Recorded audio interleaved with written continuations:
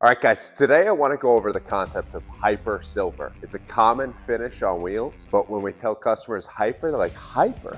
My wheel's not hyper. What are you talking about? Hyper silver refers to a specialized coating process. It's a multi-stage coating process that gives the wheels an almost chrome look to them. It's a metallic look. At dealerships, a lot of times they'll call it titanium or shadow chrome or atomic silver. There's a lot of different terminology for it, but in the refinishing wheel business, they call it hyper for hyper silver. So let's just go through the different kinds of hyper silver that you can see out there and help you identify what's the match for your wheel on your car. So it's a complex process involving a base coat of primer, which is a dark layer of primer with layers of hyper silver, and then you top it off with a clear coat, a glossy clear coat on top of it. So that gives it that metallic shadow chrome look. So if you look here, these are arranged in the gradient of light to darkest hyper here. And the darkness depends on the darkness of the primer coat and then also the layering of the hyper on top of it. So you can still see a little bit of the base coat in these. This one is on a Dodge. That is probably the darkest you'll see here. And this is the lightest from a Lexus. In darkness, they're very dark, but in brightness, they could be